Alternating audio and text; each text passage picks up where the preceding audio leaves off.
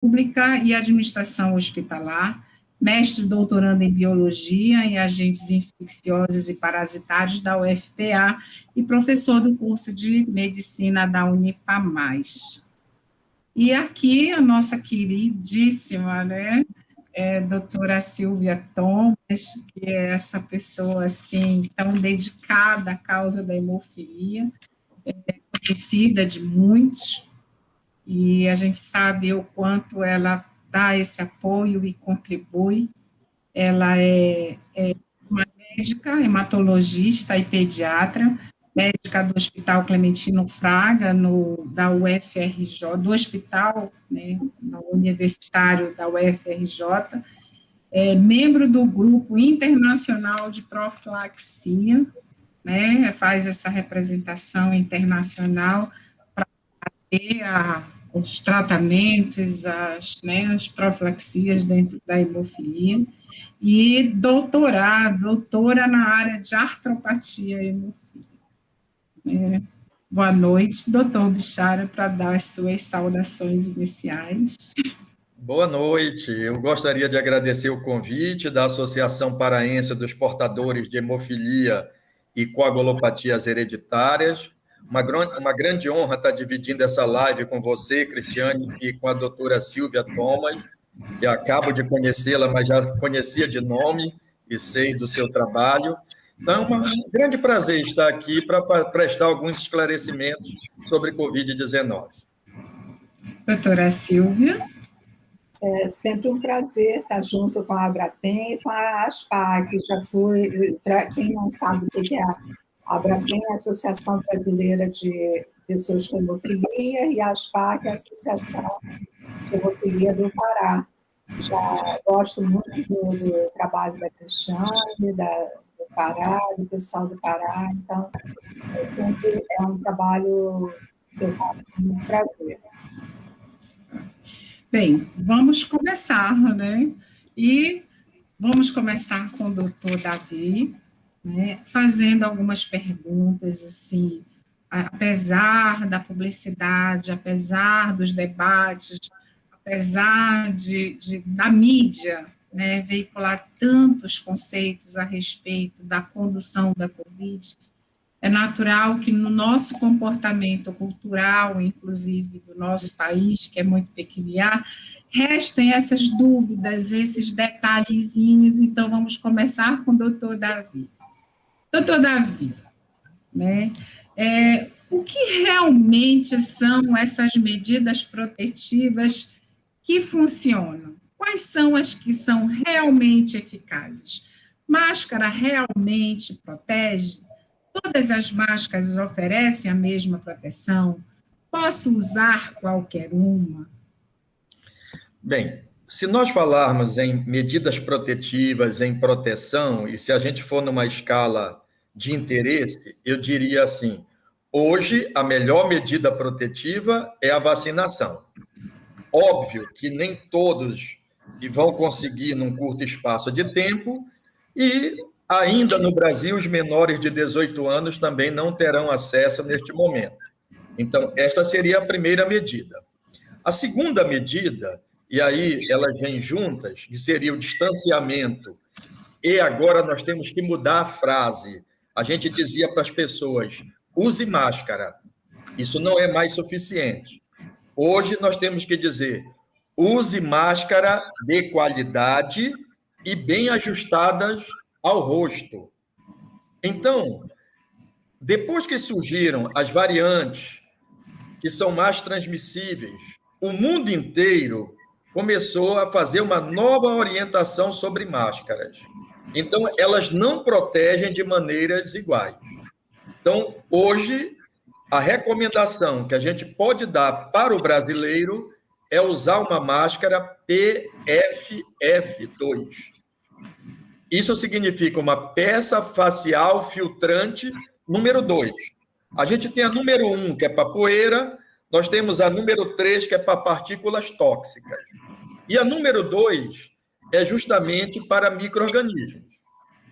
Esta máscara, ela é similar a que o americano chama de N95. e os chineses chamam de KN95. Bem, no início, as pessoas diziam que somente os profissionais de saúde deveriam utilizar essa máscara PFF2, até porque diziam que ela custava muito, o preço era muito elevado e que não tinha disponibilidade. A realidade mudou. Hoje, nós temos máscaras PFF2 que custam a partir de R$ 2,50 e que vendem, inclusive, em casas de material de construção. Às vezes as pessoas não têm ideia. Então, esta máscara, ela tem que estar ajustada ao rosto. E é por isso que existe, Cristiane, a máscara bico de pato, a máscara em concha, a máscara dobrável. Ou seja, nós não somos iguais. Os rostos das pessoas são diferentes. Então, tem que procurar uma máscara que realmente proteja a pessoa. E essa máscara PFF2, ela tem uma eficácia de 94%. Então, isto é um problema que a gente tem que atentar. Por quê? Porque nós temos que tentar parar e retardar a transmissão, a gente tem que dar um atendimento otimizado para a população, nós temos que diminuir os impactos sociais, econômicos, e a gente precisa, efetivamente, que as pessoas estejam utilizando uma máscara de qualidade. Nessa mesma linha, doutor Davi, essa questão da contaminação pelo botão do elevador, a campainha da casa, o corrimão da escada, existe realmente esse risco de a contaminação estar no produto, na caixa do leite, no pacote do café, no pacote do arroz que vem do supermercado?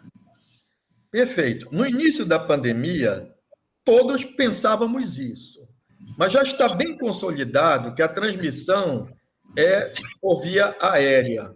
Então, é uma transmissão por aerossóis, predominantemente, e que é muito difícil você ser infectado por balcões, campainhas e etc. Eu descobri que a melhor coisa que a gente tem para apertar o botão do elevador, a campainha da casa, é o nosso dedo.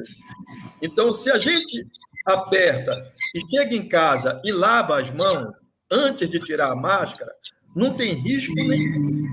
Eu posso estar de uma máscara de qualidade, pegar onde eu pegar na rua, ir no supermercado, pegar o carrinho, voltar, apertar o elevador. Entrei em casa, eu não toco na minha máscara. Eu lavo as mãos e depois eu vou retirar a máscara. E aí acabou o risco. Então, superfície não está contemplado na transmissão. Óbvio, se você pegar numa superfície contaminada e levar a boca, o olho, existe sim um risco. Em relação às compras de supermercado, sacos que chegam em casa, sacolas, que no início as pessoas davam banho de álcool, não precisa mais. Óbvio que se isso faz bem para a pessoa, se isso a conforta, nós não vamos dizer para não fazer, mas que não tem nenhum problema em relação a isto. O problema é proximidade, a pessoa está próxima, não usar a máscara, está em ambientes fechados, né, com muitas pessoas tossindo, cantando, falando, esse é o grande risco. Mas a superfície em si não parece um risco evidente.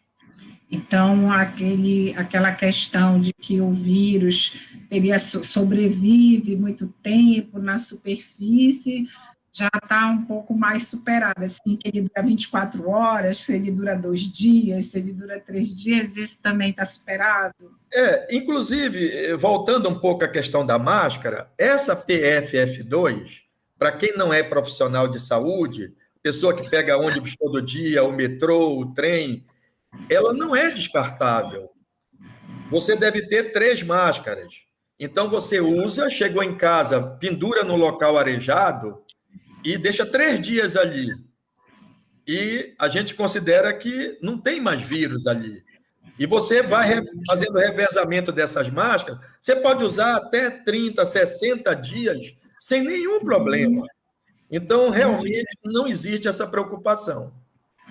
Agora eu fiquei com uma dúvida. O que fazer, então, agora com aquelas máscaras que foram compradas de tecido, com duas forradas com algodão 100%? Elas vão ter alguma utilidade agora? Elas continuam tendo utilidade da seguinte maneira. O CDC, que é o Centro de Controle e Prevenção de Doenças dos Estados Unidos, faz a seguinte recomendação.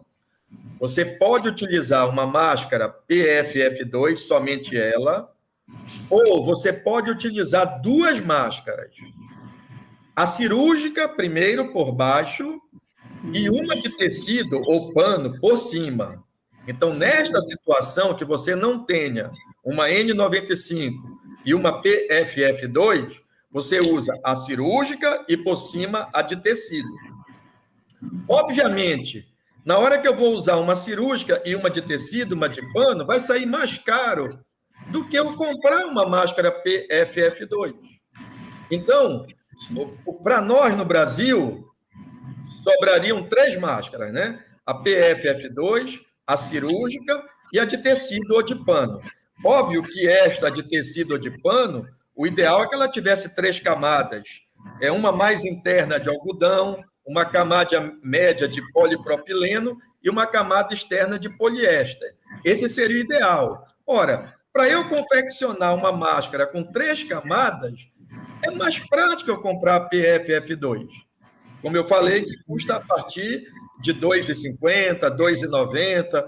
Eu vi num estabelecimento esta semana, ali perto do Hospital da Beneficente Portuguesa, por R$ 5,00. É óbvio, a gente sabe que a população toda não tem acesso. Mas a gente tem... Eu faço sempre uma comparação, Cristiane. Na época de carnaval, é comum as secretarias de saúde distribuírem as camisinhas. Verdade. E por que a gente não distribui máscara para aquelas pessoas que não podem comprar uma máscara de qualidade? Eu acho que isto é importante, porque isto dá proteção.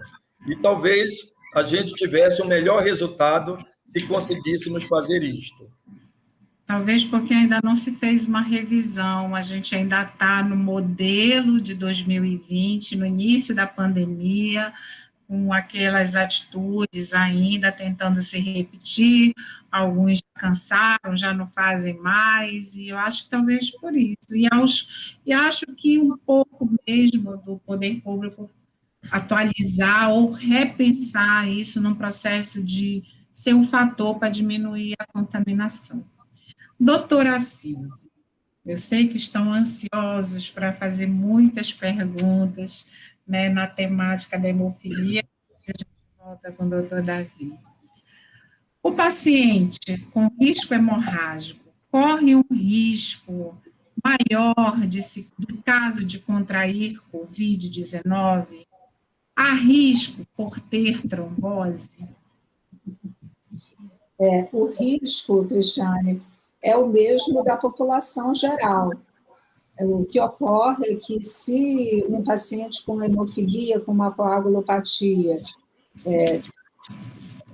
pegar a Covid e ela for grave e precisar internar e fazer toda aquela manipulação e até mesmo, em alguns casos, anticoagulação, ele se torna um paciente dentro do hospital muito mais difícil de lidar, bem como o paciente na outra ponta no outro lado dessa balança, que é o paciente que coagula demais, que tem trombose, ele também é um paciente pegando Covid mais difícil de lidar, né? Então, não que ele tenha um risco maior, mas ele merece uma proteção prioritária, a meu ver, né?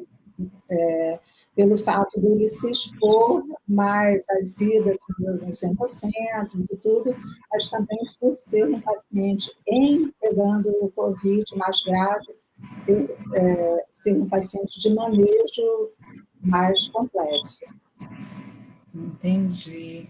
Fico muito feliz de saber disso, porque a gente daqui a pouco vai tocar um pouco mais nessa questão, porque a senhora sabe que tem, né, uma pendência aí na questão da contemplação das pessoas com coagulopatias hereditárias, e a gente vai voltar a falar sobre isso de novo.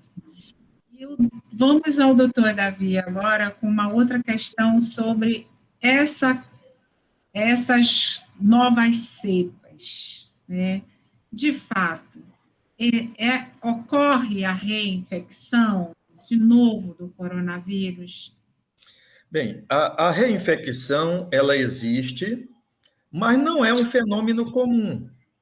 Não é usual as pessoas terem reinfecções. Óbvio que elas ocorrem. A gente precisa entender quando é reinfecção e quando a pessoa tem o que a gente chama de persistência viral. São coisas bem diferentes. Então, o que é persistência? O vírus para de se replicar de repente, as pessoas deixam de ter sintomas e o vírus ficaria escondido, entre aspas, ali no organismo da pessoa. E, após algum tempo, por uma diminuição da imunidade, esse vírus volta a se multiplicar novamente, volta a produzir sintomas, e a pessoa, então, tem o que a gente chama de recrudescência. Aí, não foi reinfecção, é o mesmo vírus que estava no indivíduo. Então, é recrudescência, é recorrência. A reinfecção é obrigatório que sejam vírus de linhagens diferentes, da primeira infecção para a segunda. Ora, para eu provar isto, era preciso que eu tivesse feito no primeiro exame do paciente o sequenciamento genético do vírus. Aí eu sabia qual era a linhagem. Na segunda infecção, eu teria que fazer novamente o sequenciamento genético do vírus. E esse vírus teria que ser diferente do primeiro. A isso nós chamamos de reinfecção. Porém, nenhum laboratório faz de rotina isto. Quem faz sequenciamento viral são os institutos oficiais, Fiocruz, Adolfo Lutz, Instituto Evandro Chagas, em Belém, os laboratórios centrais de alguns estados brasileiros. E os laboratórios particulares, agora que começaram a fazer sequenciamento genético. Obviamente que nenhum médico que está fazendo clínica, atendendo o paciente, vai pedir sequenciamento genético. Não é essa a finalidade do médico que está à frente do paciente. A finalidade é ele dar um diagnóstico rápido, é conduzir da melhor maneira este paciente. Então, o CDC criou algumas normas para a gente considerar uma reinfecção, mesmo sem ter o sequenciamento genético. Eles dizem que é improvável uma reinfecção antes de 90 dias. Então, a pessoa que teve uma infecção agora, é improvável que ele tenha uma outra infecção nos próximos 90 dias. Embora possa ocorrer, porque eles fizeram também algumas variações para 45 dias, mas não é o usual. Tanto prova, Cristiane, que tanto a Organização Mundial da Saúde como o CDC não recomendam que a pessoa que teve um teste de RT-PCR detectado, positivo, faça um outro antes de 90 dias. Até porque esse teste pode dar positivo, mesmo sem o paciente estar transmitindo. Entendi. E por que ele dá positivo? Porque quando eu vou fazer o exame, eu vou detectar o RNA do vírus, e não o vírus vivo. Então, eu posso detectar fragmentos de vírus, de genoma não infectante, vírus envolvido por células imunológicas. Então, eu posso detectar isso e vou encontrar o RNA que está lá, mas o paciente não está transmitindo. A gente considera essa transmissão hoje, no máximo até 8 dias. Tanto prova que a saída do isolamento hoje, com 10 dias e não mais 14. Isso é muito interessante. A gente pode até deixar o paciente 20 dias se ele for imunodeprimido. Mas em condições normais, aqueles pacientes rígidos, eles saem do isolamento com 10 dias, independente de exame. Ele não precisa fazer nenhum teste para sair do isolamento. Antes de eu passar para a doutora Silvia, eu queria lhe fazer uma pergunta nessa linha. Aliás, quase que duas na mesma. As cepas de agora, elas são mais perigosas do que o primeiro inicial? E se sim, ou mesmo que não, que momento específico o paciente, né? E aí a gente tem os nossos pacientes que são de risco hemorrágico, deve procurar uma unidade de saúde quando estiver com suspeita. Que sintomas ele realmente deve ir buscar o apoio da rede de saúde? Os cientistas dizem que estas novas variantes, elas são mais transmissíveis. Não tem nenhuma evidência até o momento que elas são mais letais. Então, que elas são mais transmissíveis são todas as evidências. E também uma coisa interessante, Cristiane, a sintomatologia é diferente. Esta cepa P1, os colegas de Manaus dizem que os pacientes estão apresentando dor de cabeça, a garganta arranhando e espirro. E mais nada entre aspas.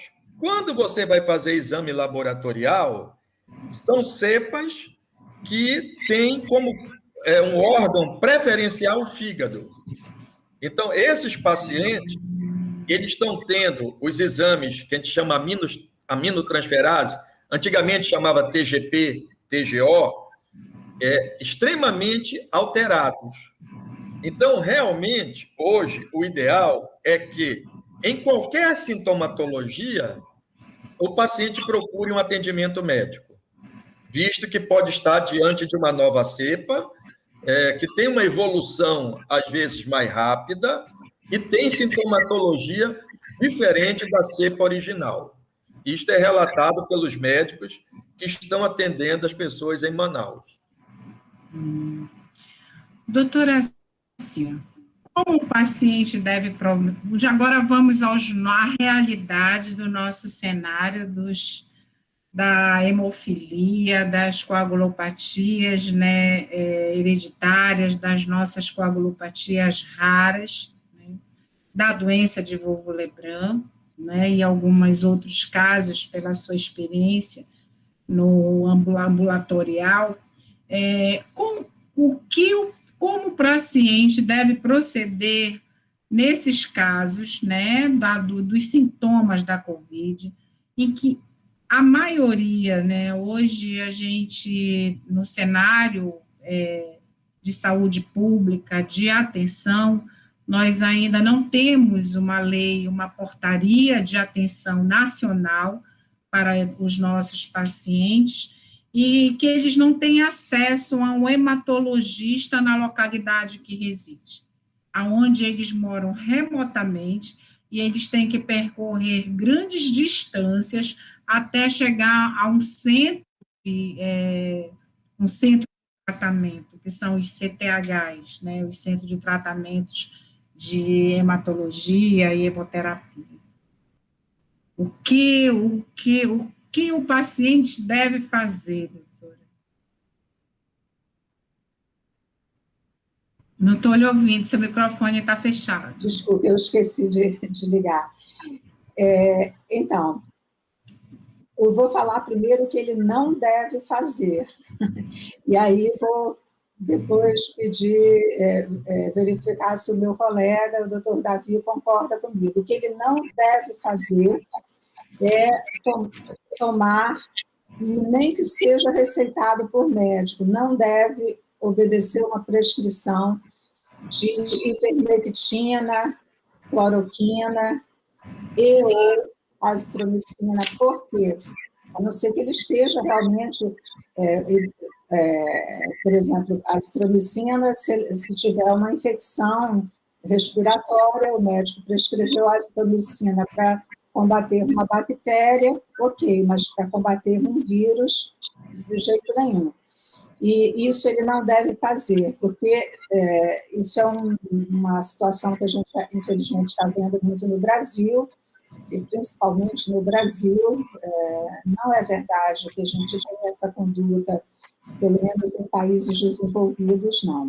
E alguns desses medicamentos, inclusive, podem trazer danos ao fígado se tomarem com muita frequência. Então, tem pessoas que eu atendo e que tomam ivermectina, por exemplo, toda semana, ou mesmo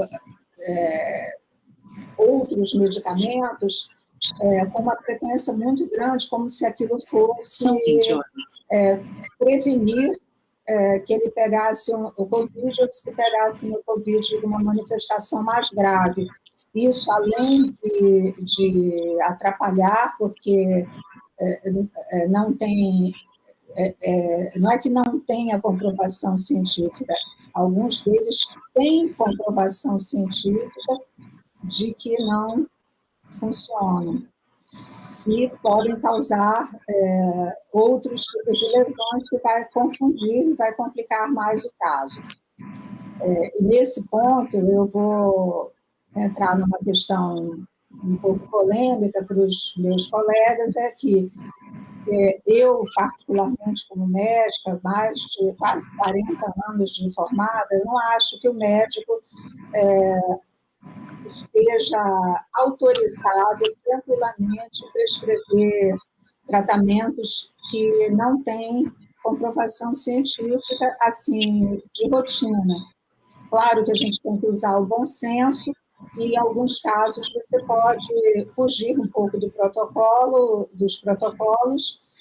Quem me conhece sabe que nem sempre eu obedeço 100% qualquer protocolo, principalmente de hemofilia, mas você tem que ter um respaldo, de alguma forma, se você sai de uma linha de comprovação de boa evidência científica, que você saia, pelo menos, com um respaldo de sociedades de especialidades, no caso, sociedade de associação de infectologia e por aí vai. Então, isso é o que ele não deve fazer.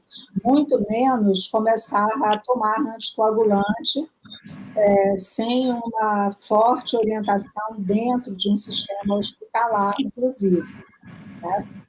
O que ele deve fazer, prestar atenção, como qualquer outra pessoa, como uma pessoa sem coagulopatia, nos sintomas de agravamento. Claro, você não vai esperar ficar com falta de ar, que não aguenta ir daqui e ali para procurar o serviço médico, deve procurar. E procurando, tendo sintomas de dor de cabeça, dor mais pronunciada no peito, dificuldade de respirar, mesmo que seja mais leve, mas se isso está fugindo do seu normal, deve procurar. E não morando numa capital, né, onde tem os hemocentros, a primeira coisa que ele tem que fazer é avisar ao seu hematologista, para que ele possa, ou se o hematologista não tiver acessível, né, porque, claro, o hematologista não é obrigado a dar o celular dele para todos os pacientes. Então, ele tem que, de alguma forma, fazer o hemocentro, onde ele está cadastrado, saber que ele está passando por essa situação. Não esperar agravar o quadro para pedir a opinião de um hematologista. Todo paciente com coagulopatia obrigatoriamente está cadastrado no hemocentro. Então, esse hemocentro tem que saber que ele tem um paciente numa situação de maior gravidade ou que pode agravar, para que ele possa dar toda essa orientação para o colega que está lá na ponta atendendo esse paciente. Então, resumindo, minha resposta é: a Covid passou um pouco daquelas manifestações gripais, começou a ter falta de ar, mesmo que leve, avisar ao hemocentro. Alguém dentro do hemocentro você tem acesso.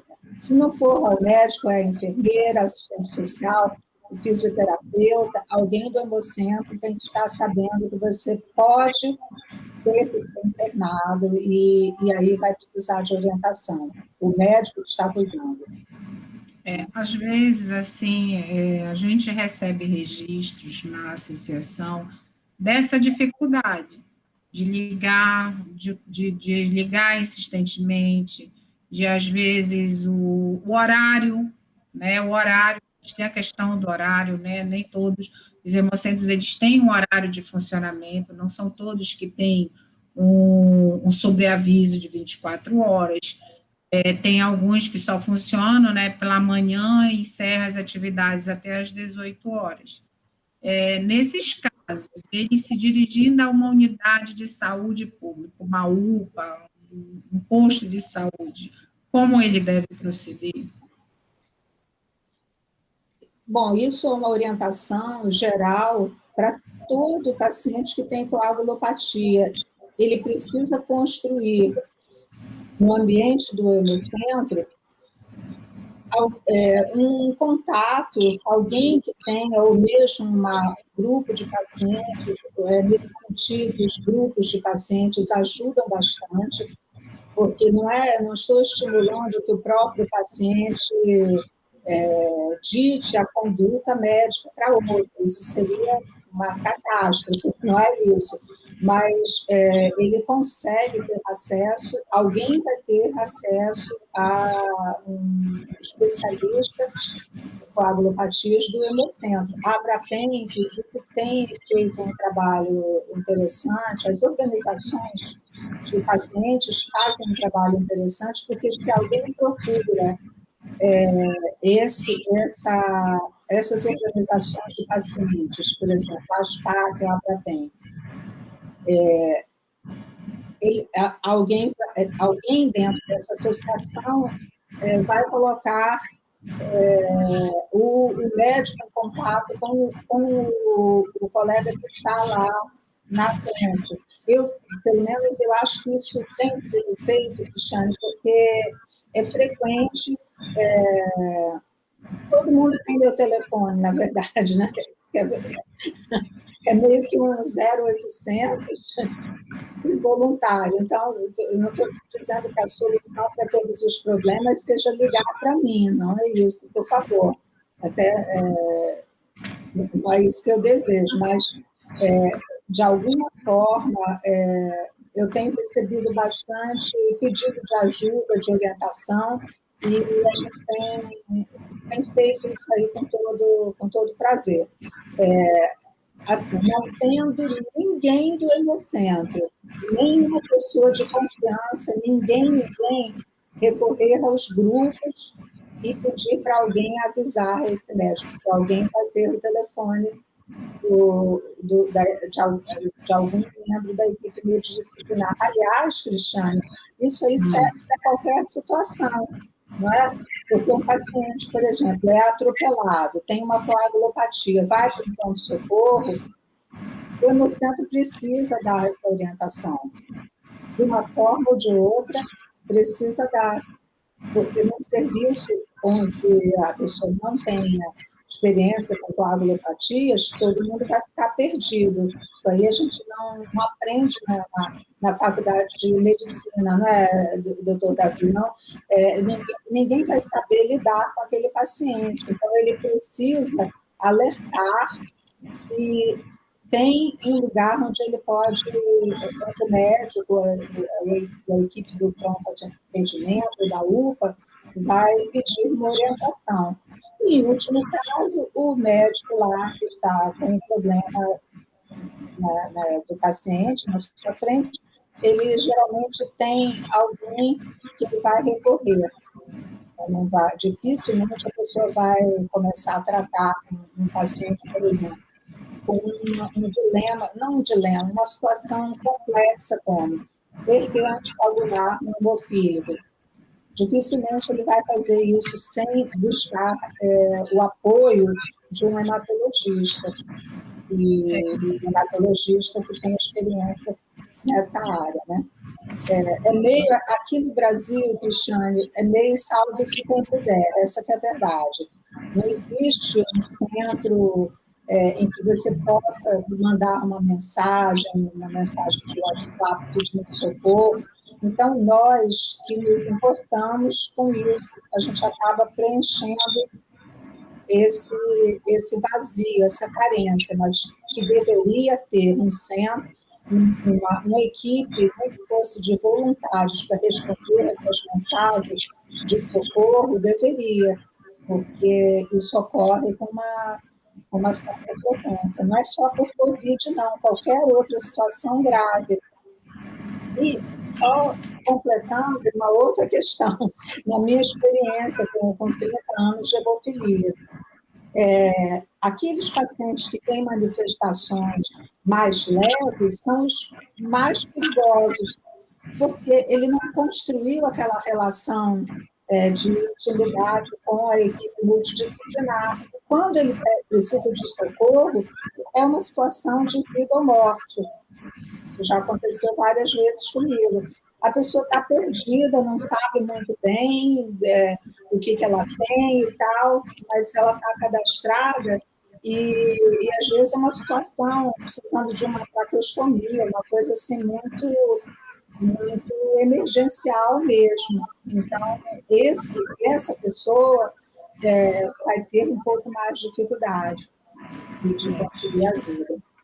Já que a senhora tocou no assunto dos procedimentos, né, mais invasivos, no caso, né, da gravidade da Covid, e isso é uma coisa, assim, preocupante, né, por exemplo, como é que deve ser, qual é a melhor orientação, né, no manejo do tratamento do paciente com coagulopatia, no caso da gravidade da Covid, nesse equilíbrio, né, entre o anticoagulante e o pró-coagulante que a nossa comunidade já faz uso. Como é que você vai fazer o equilíbrio entre isso?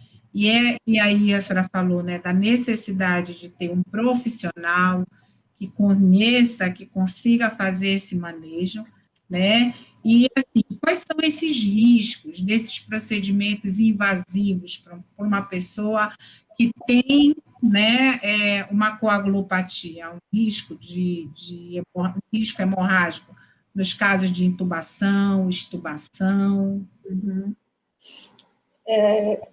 Por isso que esse é um grupo especial, porque você vai ter que equilibrar, dar fator médico, né, no caso, obviamente, isso é uma decisão médica, se o paciente for passar por um procedimento invasivo, por exemplo, a colocação de um catéter, intubação, extubação e outros procedimentos invasivos, ele vai precisar usar o fator de coagulação antes e sendo que ele, às vezes, já está anticoagulado.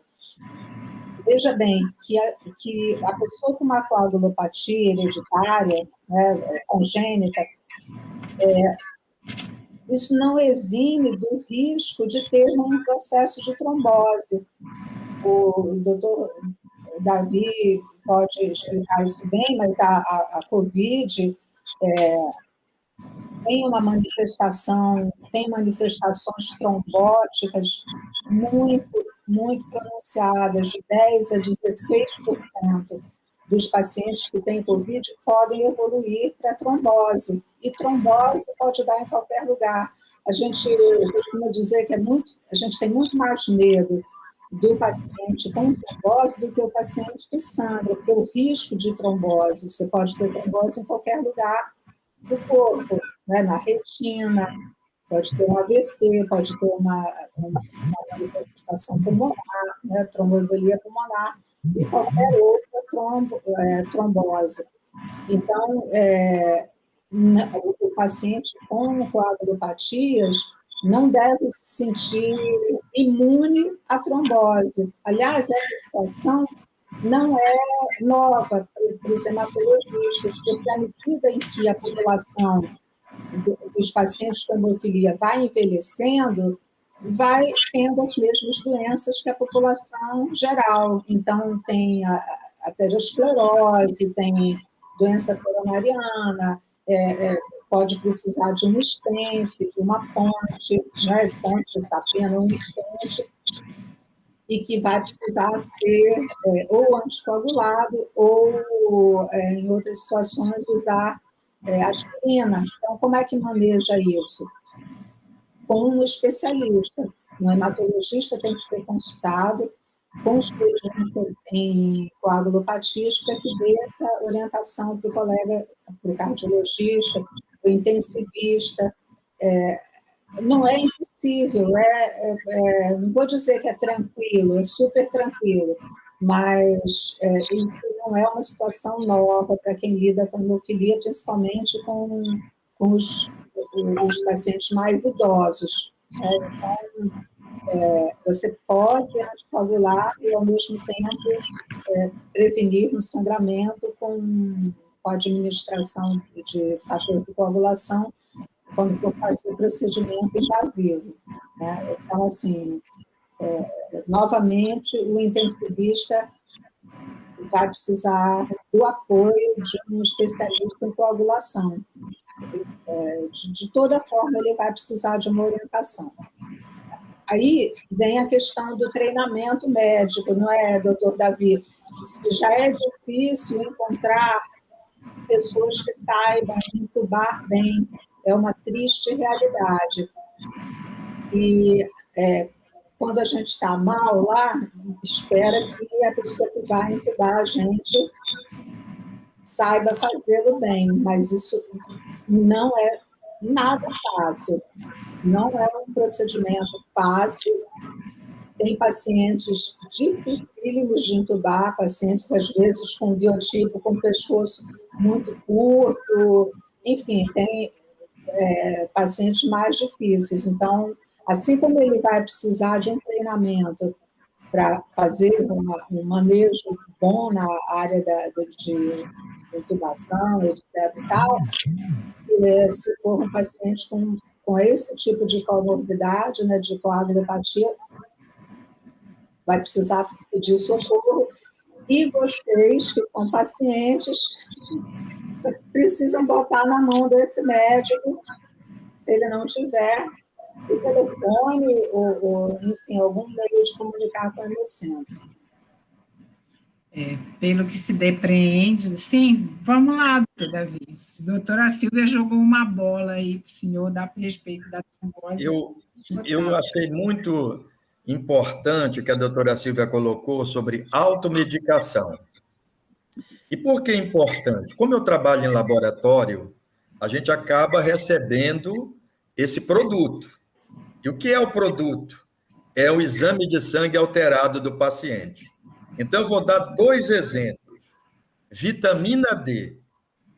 As pessoas também ouviram falar que vitamina D é bom, porque vai prevenir a infecção. E começaram a tomar vitamina D por conta própria. Quando a gente dosa a vitamina D no laboratório, acima de 100 é considerado toxicidade.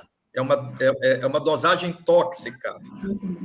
E diariamente nós estamos encontrando pacientes com vitamina D acima de 100, de 200, e a gente está ligando para os pacientes, dizendo, olha, você tem que procurar um médico, tem que suspender essa vitamina D. Elas estão tomando por conta própria. Da mesma maneira, as drogas citadas pela doutora Silvia estão dando aumento de ALT e AST, que é antigo TGP-TGO, que mede dano hepático, o dano no fígado. E esses exames estão sempre alterados. E isso é uma preocupação muito grande, realmente. Então, ela foi perfeita na colocação de não utilizar drogas sem prescrição médica e drogas que realmente não tenham efetividade. Esse é um ponto. Quanto à trombose, ela já colocou muito bem. E a discussão também da vacina, principalmente da Astra, da Johnson, que podem causar trombose, que infinitamente o risco é menor do que a Covid. O paciente com Covid, ele tem um risco muito grande de fazer trombose. E o risco na vacina é infinitamente menor. Óbvio que hoje já tem algumas restrições. Aqui no Brasil, por exemplo, suspenderam a vacina de grávidas com a utilização da Astra. Então, hoje é recomendado vacinar as grávidas, aquelas grávidas de risco, com a vacina da Pfizer ou Coronavac. E as grávidas que já tomaram a primeira dose da AstraZeneca devem esperar ter o parto, 45 dias após, elas devem voltar para fazer a segunda dose da AstraZeneca. Ela vai tomar a mesma vacina. Essas são as recomendações atuais do Ministério da Saúde. O senhor antecipou uma pergunta já. Então, agora eu vou para mais objetiva. Existe uma vacina melhor do que a outra que diga assim, esta daqui, eu vou tentar escolher esta daqui. Uma é mais eficaz, a outra não é, a outra responde, a imunidade é mais longa em uma do que outra, ou não? Olha, todos os cientistas e todos os médicos, eles respondem da seguinte maneira: a melhor vacina é que estiver mais próxima de você. Esta é uma situação. Eu não vou responder assim. Eu vou te responder com a maior tranquilidade. Nós estamos usando 3 vacinas que têm grau de eficácia diferente. Uma 50,4, outra 70,8, outra 95. Então, isto realmente é importante. Hoje, nos Estados Unidos, chega em Orlando, no aeroporto, a pessoa pode escolher. Tem 3 vacinas lá, Pfizer, Moderna e da Janssen. E ele pergunta para você, que vacina você quer tomar? Bem, não tem muita diferença ele fazer a Pfizer ou a Moderna, porque uma é 94 de eficácia, a outra é 95. Mas, hoje, se questiona muito, e eu vou usar palavras aqui. Ontem, uma entrevista do Dr. Jorge Calil, que é a maior autoridade que a gente tem de vacinas no nosso país, já foi diretor do Butantan, hoje ele está na USP, na Universidade de São Paulo, desenvolvendo uma vacina em spray, que usa nanopartículas, uma coisa bem avançada, e ontem ele disse o seguinte, que será necessário que os idosos que tomaram a Coronavac façam uma terceira dose de uma vacina preferencialmente diferente. Então, não é uma dose de reforço só, né? É preferencialmente de plataforma diferente. Isso já está bem claro que não há problema nenhum fazer, embora não esteja ainda referendado por nenhum órgão oficial. O que nós temos hoje é primeira dose, segunda dose da mesma vacina. Porém, já se estão estudando a primeira dose com uma vacina, a segunda com outra. Eu vou falar de dados meus, como a gente pesquisa, publica trabalho. Até o momento, em Belém, 21% das pessoas que fizeram a segunda dose da Coronavac não tem IgG e nem anticorpos neutralizantes. 21%. Então, eles não produziram. Eu não estou medindo imunidade, porque a pessoa ter IgG ou anticorpo neutralizante, eu não posso dizer que elas estão imunes, porque até hoje não existe correlatos de proteção.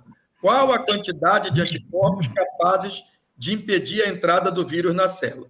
Então, o que nós estamos medindo na realidade? Se o organismo produzir uma resposta imunológica àquela vacina. E aí, tanto faz eu fazer IgG ou anticorpo neutralizante. Eu só estou medindo resposta. E 21% não tiveram resposta. Qual é a conclusão disto? Número 1, alguns pacientes respondem mais tardiamente. Eu vou ter que fazer o exame, um novo exame daqui a 30, 60 dias. 2, esses pacientes não têm resposta de anticorpos, não têm IgG, mas eles têm resposta celular.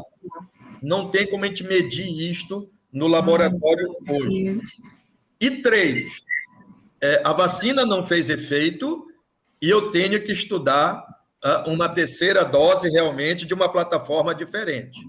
Ora, na hora que eu tenho uma vacina que não fez efeito, eu vou ter que escolher uma terceira dose de uma vacina que tenha mais eficácia. E, nesse sentido, a gente indicaria a vacina da Pfizer. É este o resumo da situação. Se eu puder acrescentar aqui, Cristiane, Não.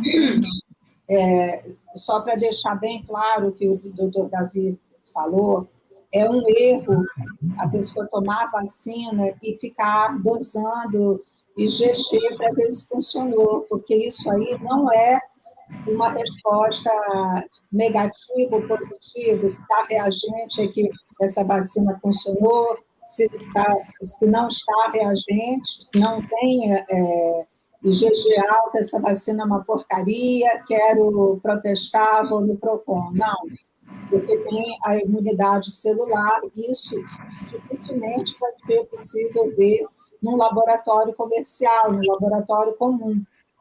Então, isso só é feito em estudo de pesquisa específica para isso.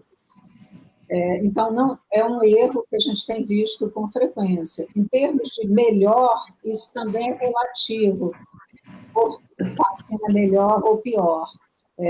Eu continuo com a mesma posição, fazer até mais, o que estiver mais próximo da minha vez na fila de fazer. Não ficar escolhendo muito, porque, por exemplo, no início, para vocês verem como isso é relativo, no início da disponibilidade de vacina, o pessoal não queria tomar a vacina chinesa, não queria tomar a Coronavac, não, é ruim, não sei o quê, da Pfizer implanta um chip para espionar a gente lá no nosso barraco. Então, assim, ninguém queria, ok. Quando as pessoas começaram a ouvir os relatos raríssimos, 0,04% de efeito adverso grave de trombose pós-vacina AstraZeneca. Agora, pelo menos aqui no Rio, as pessoas ficam perambulando de posto em posto porque não querem tomar a AstraZeneca. Ué, mas ela não era a de Londres? Não era a melhor? Então, ninguém mais quer. O que eu posso dizer, até de relato mais próximo de pacientes e familiares, a vacina da AstraZeneca, a grande parte das pessoas que tomam no dia seguinte, ou no mesmo dia, parece que foram atropeladas por um caminhão. Tem muito efeito de dor no corpo, como se você tivesse pego dengue ou resfriado. Derruba, né? Mas ela é muito boa em termos de eficácia. Então, todas as vacinas têm prós e contras.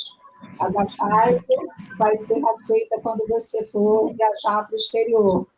Mas isso não é hora de pensar nisso agora. É importante a gente fazer a vacina, vigiar para não desperdiçar e não, realmente não ficar impressionado com esses casos de trombose, porque enquanto a trombose pós-Covid ou durante o Covid é de 10% a 16%, a trombose pós-vacina da AstraZeneca e Janssen é 0,04%. Então, não tem que discutir, são casas decimais de diferença de risco.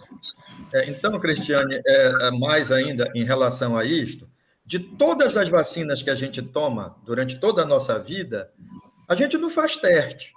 Fazemos de uma só, que é para hepatite B, que a gente dosa o anti-HBS. E só quem faz isso mais são os profissionais de saúde, né? Então, realmente, ainda não tem recomendação do FDA, do CDC, do Ministério da Saúde, Sociedade Brasileira de Imunizações, nenhuma sociedade recomenda teste pós-vacinal. Nós fazemos porque é pesquisa, e a gente precisa saber o que está acontecendo. E muitas pessoas também estão muito preocupadas por causa da pandemia, mas realmente não existe recomendação oficial para teste pós-vacina Covid. Tem uma pergunta, vamos atender no chat, a Jennifer Domingues, ela foi logo a primeira pergunta que fez. Ela diz assim: o que se explica o fato da pessoa ter tomado a primeira dose, né, e depois ela ter sido infectada com o SARS-CoV e, inclusive, vindo a óbito? O que lhe remete a essa pergunta. A primeira dose protege? Já está protegido? Está protegido. A primeira dose dá uma certa proteção. Inclusive, tem percentual de proteção, né, de primeira dose. A gente só considera o paciente vacinado e imunizado 14 dias após a segunda dose. Uma coisa a gente precisa entender. Aliás, não uma, duas. Primeiro, nem toda vacina dá 100% de proteção. Então, nós vamos ter pacientes que, mesmo vacinados, com as duas doses, vão poder se infectar. Segundo, a gente tem que diferenciar uma coisa muito interessante. Nem todo vacinado estará imunizado. Então, nós temos pacientes aí com câncer, imunodeprimido, pacientes tomando alta dose de corticoide, pacientes com deficiência primária de anticorpos. Esses pacientes vão tomar vacina, mas não vão estar imunizados e podem se infectar. Então, esta é uma situação, né? E aqui eu não estou falando de situações extremamente raras, né? Daquela vacina que ficou mal acondicionada, que não estava na temperatura ideal, e aí ela não faz efeito nenhum. Isso eu estou excluindo isso. Isso é um evento muito raro. Embora num país aqui aconteceu agora que perderam 1.000 doses da vacina porque tiraram a tomada da geladeira para botar o do celular. E aí perderam as doses, né? Então, quer dizer, essa é uma questão de que as pessoas vão estar vacinadas e algumas não vão estar imunizadas. Doutora Silvia, vamos à nossa pauta dos nossos pacientes. Sobre a recomendação da profilaxia antes de tomar a vacina. O que a senhora diz? Essa recomendação, né, é obrigatório tomar o fator, e e aí eu queria, na mesma fala, a mesma pergunta, a senhora falasse tanto das pessoas com hemofilia, né, nos vários tipos, e doença de Wolff-Lebrun nos vários tipos, né, e as raras também, e aquelas que têm inibidor. Existe a recomendação do Ministério da Saúde, da Associação Brasileira de Hematologia e Hemoterapia, que recomendam o paciente que tem hemofilia grave tomar uma dose, tomar a profilaxia com o fator de coagulação antes da vacina, para quê? Para evitar fazer um hematoma muscular, porque é a injeção intramuscular. Eu, particularmente, tenho preocupações em relação a isso. O paciente que não tem inibidor, mas que tem uma forma um pouco mais leve, ou que, mesmo com uma forma mais grave, ele não usa muito fator, não tem a experiência de usar fator com frequência. Então, se você usa o fator antes da vacina, a vacina pode funcionar como um gatilho para o desenvolvimento do inibidor. Isso é um fato já muito bem descrito e que gerou recomendações em termos de vacina em criança, não dar fator antes de fazer a vacina, né? Agora, no Covid, a recomendação parece que ficou deslocada. Da vacina de Covid, sim, deve fazer. Eu discordo. Se o paciente tem uma coagulopatia, ou, inclusive, um outro espectro, o paciente que está anticoagulado, que tem trombose, não coagulopatia, o contrário disso. Uma pessoa que tem um problema na coagulação, que trombosa, né, que coagula demais e que está em anticoagulação. Não deve suspender, é só você, na hora de fazer a vacina, ficar comprimindo o local por 5 minutos. Então, é essa recomendação que eu faço para os meus pacientes, que quando forem tomar vacina, se aquele dia for o dia da profilaxia, tudo bem, mas se não, não fazer o fator para tomar a vacina.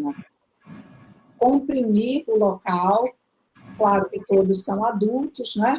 Então, comprimir o local durante 5 minutos. É a recomendação que a gente faz para qualquer vacina. As outras vacinas também, porque existe um conceito de que as vacinas, em alguns casos, podem ser o gatilho para o desenvolvimento do inibidor. É claro que um paciente adulto, né, que vai fazer a vacina da Covid, ele já tomou muito fator. E se ele tiver uma forma mais leve da hemofilia, ele pode não estar tão exposto assim a fator.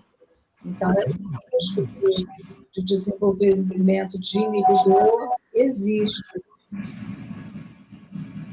Essa é a minha orientação, que comprima no local durante 5 minutos.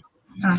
E sobre os pacientes que têm inibidor e estão em imunotolerância?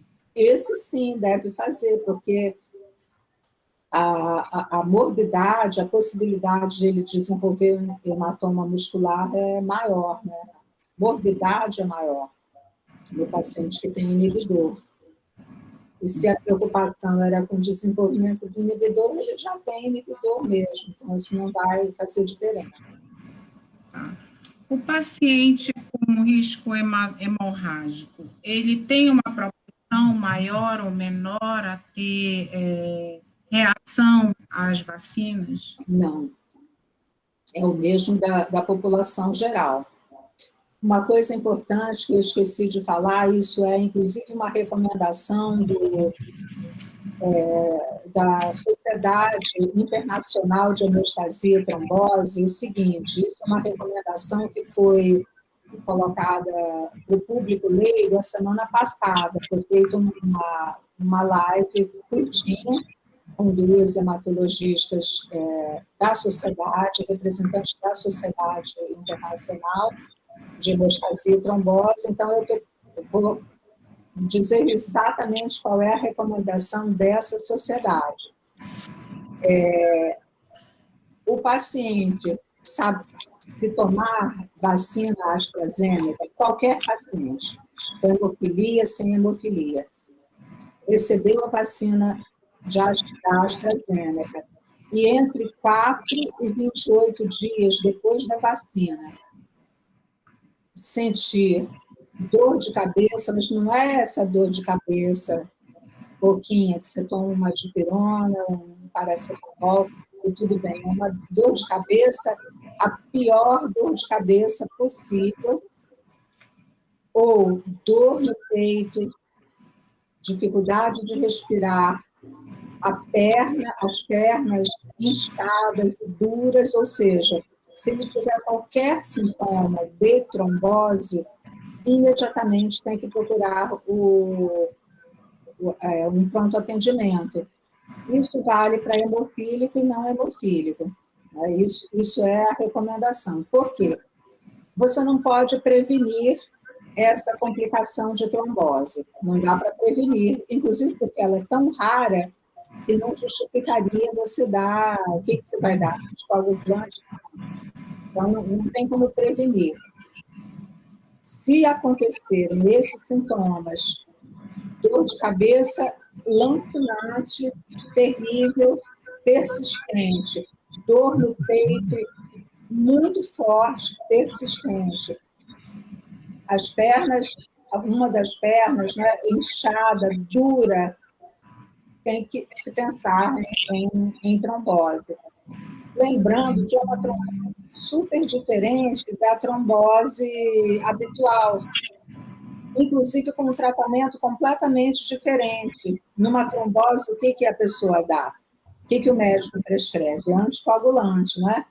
Só que nesse caso é uma trombose diferente, de origem imunoalérgica, e que não tem predileção por grupo. Por exemplo, na família tem vários casos de trombose, ou já teve trombose, não existe um grupo específico com maior predisposição a desenvolver esse evento raríssimo, que é a trombose pós-vacina Covid-AstraZeneca e Janssen. Então, se tiver qualquer manifestação desse tipo, procurar imediatamente. Ah, mas eu acabei de tomar a vacina e senti isso. Não. É a partir do 4º dia que esse evento pode acontecer. Tá? Não sei se eu fui bem clara, Cristiane. Isso vale para quem teve Covid, essa trombose, ela pode ser depois que teve, que saiu daquele quadro do tratamento, ela tem tempo exato para acontecer, ela é imediata, ou pode ser a 2 meses? Mas aí que a gente tem que perceber a diferença. Uma é raríssima, 0,04% pós-Covid. Essa é raríssima. A trombose dentro de um quadro, inclusive caso de Covid, pode acontecer durante o curso da doença e, às vezes, depois. Às vezes, a pessoa já teve alta. Eu tenho alguns pacientes de consultório que aconteceram isso. A pessoa teve alta e era jovem, então ninguém pensou em anticoagular, nem fazer exame nenhum para ver, e deu alta e a menina, 5 dias depois, teve uma trombose cerebral. Então, assim, pode acontecer a COVID, a COVID gerando trombose, isso é relativamente frequente. Então, a gente tem que se preocupar com o vírus, não é com a vacina.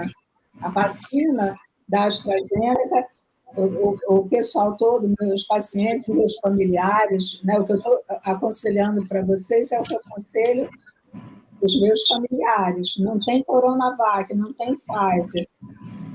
Vai fazer a AstraZeneca, todo mundo fez a AstraZeneca, todo mundo sentiu com algum desconforto, tipo sintoma de gripe, dor no corpo, está tudo bem, é sinal que está funcionando. A gente já está indo para 1 hora de evento, 1h10, e a gente vamos ver umas perguntas no chat, mas antes da gente passar e do chat, depois a gente vai para as considerações finais. Eu digo, é tanta coisa, é tanta pergunta, são tantas dúvidas, e está sendo tão rico, né? Eu mesma estou aqui aprendendo, né? Mesmo não sendo uma pessoa com uma doença hemorrágica, mas estou assim, aprendendo muito, são informações realmente no cotidiano que a gente precisa assimilar. Doutora Silvia, assim, o que a senhora falaria, qual é essa importância do programa da dose domiciliar para os pacientes com coagulopatias hereditárias nessa pandemia?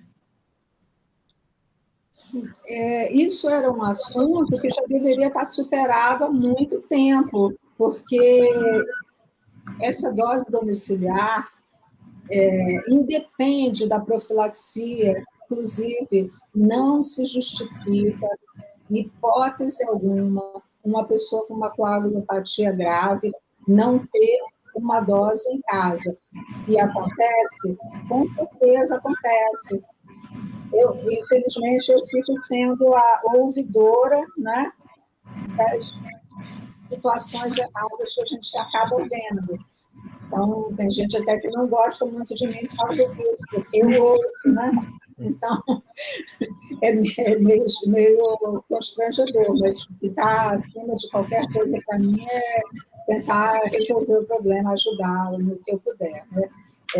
Mas acontece, sim, a maioria dos hemocentros, durante a pandemia, abriu essa possibilidade de consulta ou por telemedicina, ou você escreve que seu fator, manda um e-mail para um endereço lá do hemocentro e diz que acabou seu fator. O que a gente fazia no Mato Grosso, acredito que depois que eu me aposentei de lá, continua fazendo, por exemplo, vem o carro do município tal, que fica a 800 quilômetros de distância da capital, vem o carro do município para fazer qualquer uma outra coisa. O hemocentro, sabendo que provavelmente aqueles pacientes daquele município já estão descobertos, mandar o fator para o centro de coleta e transfusão, a unidade do hemocentro mais próxima ou do hospital próximo, porque não é possível a morbidade e até a mortalidade mesmo dos pacientes com coagulopatias aumentar durante a pandemia por uma falta de estruturação do hemocentro, prever isso aí. Você não pode, assim como não pode faltar arroz, feijão, não pode faltar fator. Tem que ter pelo menos uma dose domiciliar. Não dá para ficar sem fator em casa. A questão, doutora Silvia, assim, especificamente nesse cenário de Covid, o que a gente enfrentou no ano passado? Nós enfrentamos as barreiras sanitárias, municípios que fecharam, né?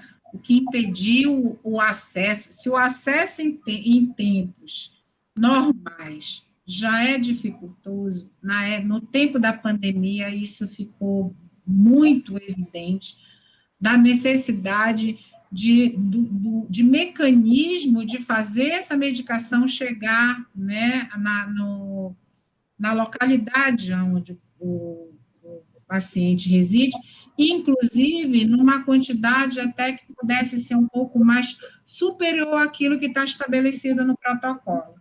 Da pouco a senhora falou que a senhora não é muito obediente, tão rigorosa de alguns protocolos, mas eu também, assim como a senhora, eu penso assim, o protocolo é uma diretriz, que ela deve ser adaptável às realidades, botando as pessoas em primeiro lugar, porque não vamos discutir saúde se a gente não estiver falando de humanização, se a gente estiver falando de pessoas. A senhora falou de uma dose, mas, por exemplo, a gente teve aí lockdown de 1 mês, 2 meses, 3 meses, né? E aí o protocolo diz assim, dispensar até, né, 3 semanas, 3 meses, e aí eu estou dizendo,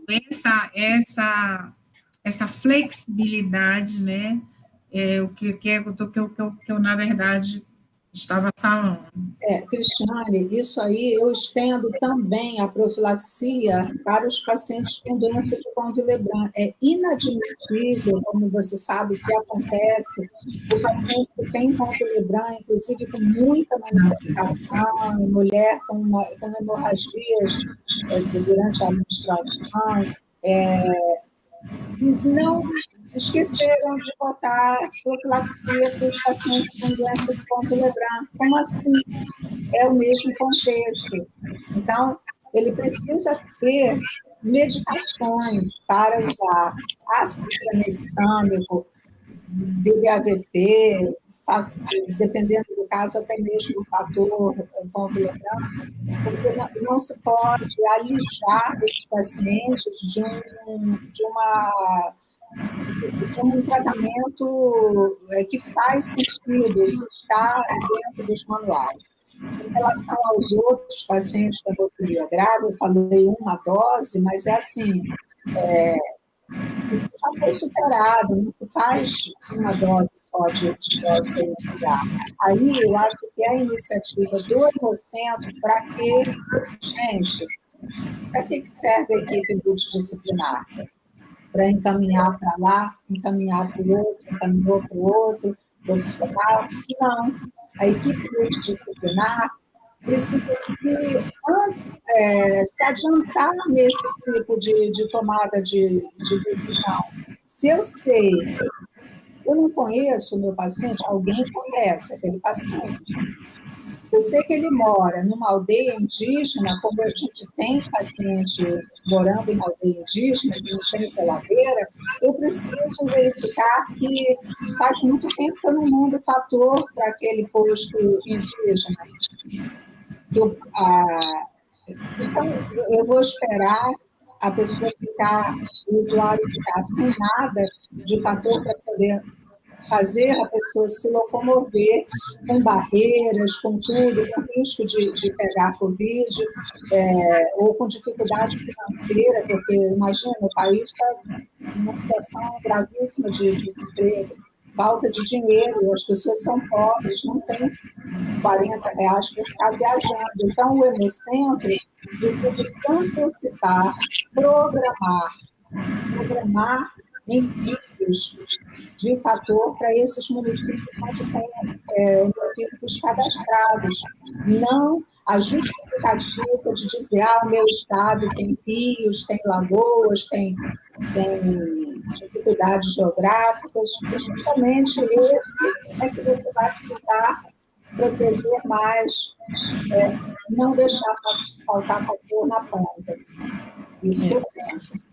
Na verdade, a pergunta foi um pouco provocativa, mas não, graças a Deus, não foi a nossa realidade aqui no nosso estado.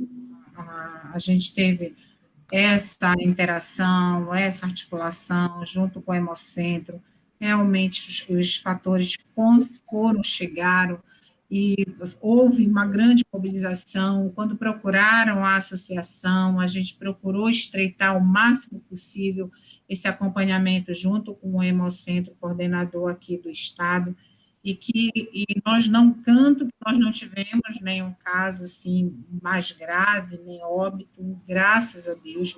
Mas eu estou dizendo, a pergunta é um pouco provocativa mesmo, mas para a comunidade também a nível nacional, para que a gente pense realmente em políticas mais estruturantes em prol das coagulopatias, que é isso que a gente precisa realmente, e foi isso que a gente conversou aqui bastante. Algumas perguntas do chat, elas já foram feitas, foram respondidas, e aí depois a gente vai endereçar, que foi muito sobre a temática da trombose, realmente, da questão do risco, e a gente deixou muito claro aqui já que o paciente, tanto com risco hemorrágico, ele não tem mais nem menos, mas ele tem. O que a gente precisa realmente é que a questão do manejo, do acesso da equipe multidisciplinar, do acesso. E agora a gente caminha para o nosso encerramento, e eu quero ouvir as considerações dos dois especialistas, uma questão, as suas considerações, ao doutor Davi, e eu vou fazer a mesma para os dois, embora eu sei que o doutor Davi não a princípio, foi bem se familiarizando com essa realidade, agora com as doenças hemorrágicas. Espero que a nossa parceria cresça cada vez mais, porque a gente precisa, enquanto movimento social, ter parcerias com as universidades no sentido de produzir conhecimentos mais robustos. É uma realidade que a gente vive no dia a dia, mas que a gente precisa também de estudos, de pesquisas, de parcerias nesse sentido. E a pergunta vai para os dois, e as considerações finais com relação a isso, para a gente caminhar para o encerramento. Por que as pessoas com riscos hemorrágicos, hemofilia, von Willebrand, coagulopatias raras, as coagulopatias hereditárias devem ser incluídas no plano de vacinação como prioridade? Posso começar, né? Pode, porque a doutora Silvia tenho certeza que vai fazer umas considerações É bem por isso que eu pertinentes. vou deixar para ela, eu vou só fazer minhas considerações finais, mas essa resposta eu acho que é ela que tem que, com maior propriedade, logicamente. Mas eu queria dizer, Cristiane, que você levantou uma coisa logo no início, que falou sobre informação. E o que a gente sente nesta pandemia é a desinformação. As fake news se espalham mais rápido do que qualquer variante do vírus. E quando a gente tem informações de qualidade, como a doutora Silvia está passando hoje aqui para os pacientes da associação e outros, isto realmente nos traz grandes esperanças de que cada vez mais as pessoas estejam comprometidas com as informações de qualidade. Nós precisamos ter isto. Eu lembro que a Nova Zelândia, que foi talvez o país que se saiu melhor da pandemia, a primeira-ministra ia todos os dias para a televisão, num determinado horário, passar as informações para a população. A população acreditava nela e eles conseguiram sair-se muito bem. Então, nós precisamos continuar olhando para frente, pesquisando. Temos muitas perguntas sem resposta, como os anticorpos neutralizantes protegem realmente de uma infecção aguda? Por quanto tempo eles vão permanecer? Essa questão de quem não produziu anticorpo vai ter que fazer realmente uma terceira dose? A resposta celular é realmente efetiva? Ela é boa? Então, nós vamos continuar procurando essas respostas para que a gente possa trazer futuramente. Eu só queria agradecer ao seu convite, esta participação, e a doutora Silvia, que aprendi muito hoje sobre os pacientes hematológicos. Assim, e dizer que no meu Instagram tem uma aula sobre diagnóstico da Covid, todos os exames que a gente faz, está disponível na minha bio, @bicharadavi. E todos os dias, desde o início da pandemia, a gente faz uma publicação nova sobre Covid-19. Vamos pegar e vamos compartilhar na página do Instagram da ASPAC, que é pode enviar para lá, nos seguir, que é @ASPACPará. Mas vamos compartilhar, sim, é muito importante. Doutora Silvia. Foi um prazer para mim conhecer o colega, não conheço pessoalmente, né, mas eu ando sempre lá pelo Pará, e um dia a gente se encontra. Mas, Cristiane, acho que assim, a minha consideração final é o seguinte: se fiquem espertos, vocês que têm coagulopatias, se unam com com a associação, com a representação, com os grupos, porque aí vocês não ficam sozinhos. Se alguém gritar num grupo, pedir socorro à Abrapem, às PAC, às associações, alguém vai ouvir seu grito. Vocês não podem ficar sozinhos. Quem fica isolado e tem uma doença rara é uma péssima estratégia. Se unam, ajudem a construir todo esse movimento de lutar pelos seus direitos, né? Eu, particularmente, logo no início da pandemia, que eu comecei a participar de um grupo de especialistas no Brasil inteiro, né, um grupo para discutir doenças raras e Covid, eu fiz uma manifestação por escrito dentro do manual, dizendo que era um grupo, que coagulopatias era um grupo prioritário para vacinação. E aí eu fui muito criticada, porque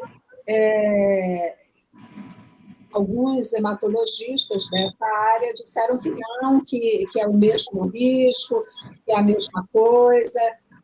E hoje eu reitero a minha posição, simplesmente porque o paciente com coagulopatia vai ter um manejo dentro de um hospital, dentro de uma UTI, muito mais difícil do que um paciente sem coagulopatia. Assim como um paciente com trombose vai ter um manejo mais complexo. Mas, então, eu até vou dar um spoiler, que a Abrapem está tentando fazer esse movimento de inclusão das coagulopatias como um grupo prioritário para vacinação, e vocês precisam fazer a sua parte, que é ter sempre um número, um WhatsApp, alguém de contato com o Hemocentro. Se vocês não têm, às vezes alguém do grupo tem, a Abrapem tem esses números, não fiquem entrando nessa selva dificílima que é você ter uma Covid com uma doença hemorrágica e se sentir perdido, às vezes, nas mãos, São 21 horas. impotente na mão de médicos que você não tem aquela confiança toda, e eles também se sentem inseguros. Então, isso não vale só para a Covid, vale para a vida de vocês. Se agrupem, ajudem a essa comunidade a lutar por vocês, porque Cristiane não vai pendurar uma melancia na cabeça e ir para a praça, num caixote, e ficar falando em nome de vocês. Vocês precisam estar unidos para que não aconteça nenhum agravo a vocês como indivíduos. Isso, quando eu comecei a trabalhar com hemofilia, o que me moveu, primeiro, não me sentir sozinha dentro da minha problemática. Uma mãe com uma criança recém-diagnosticada com hemofilia. Por isso que eu procurei as outras pessoas, e que me ajudaram muito. Eu ajudei, mas elas me ajudaram muito também a lidar com isso. Então, não fiquem sozinhos. Quem fica sozinho e para trás, a onça come. Verdade. Mais do que nunca, esse movimento, a pandemia, ela chega com impacto muitas coisas negativas, mas ela também traz um grande aprendizado. Sobrevivem aqueles que estão juntos, sobrevivem aqueles que estão em rede, sobrevivem aqueles que estão junto ao rebanho, né? São esses os que sobrevivem, né? E é esse convite que a gente deixa. É muita coisa, como é que se diz? Ainda tem muitas dúvidas. Mas o spoiler que a gente diz é que, assim, dia 10, né, a gente vai ter novamente um novo encontro, dessa vez a Abrapem vai estar fazendo encontro com também outros 2 profissionais para falar um pouco mais também especificamente da vacina, né, e aí vamos estar de novo nesse espaço, debatendo as dúvidas e reação, o que pode, o que não pode, e também nessa mesmo sentido, porque o conhecimento, ele é poder, e é uma coisa do nosso cenário de saúde que precisa muito, além desse convite de empatia cidadã, que a Covid nos chama a praticar, né, de cuidar de si, cuidar do outro, é de aprender sobre saúde. Acho que dessa vez as pessoas atentaram um pouco mais, que a gente tem um sistema único de saúde que nos dá sustentação, que é muito diferente dos outros países que não existe, onde toda a rede é particular, né, e que não tem o acesso que nós temos. Então a gente tem sim um trabalho muito grande. Para mim é sempre muito prazeroso estar contribuindo, estar engrandecendo e fortalecendo. Temos muitas coisas a fazer ainda, realmente movimentos estruturantes, equipes multidisciplinares, acesso à hematologia nos lugares remotos, né, fazer com que esse tratamento chegue mais perto, né, dos pacientes, trabalhar em rede com outros movimentos que a gente possa se fortalecer e contar sempre com profissionais maravilhosos como vocês, que têm um discurso humano preocupado com as pessoas, não só falando da doença, mas a importância realmente das pessoas.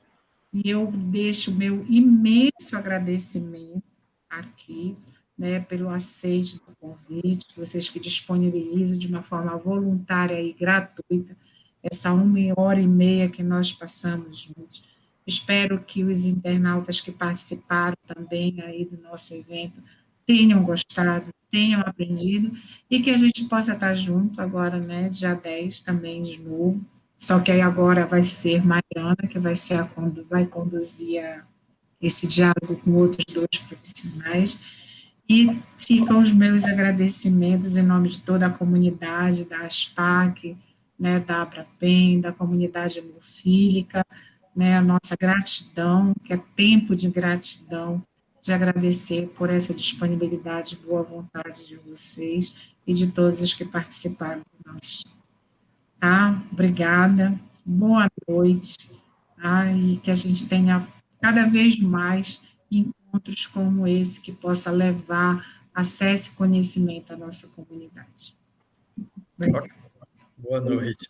Boa noite.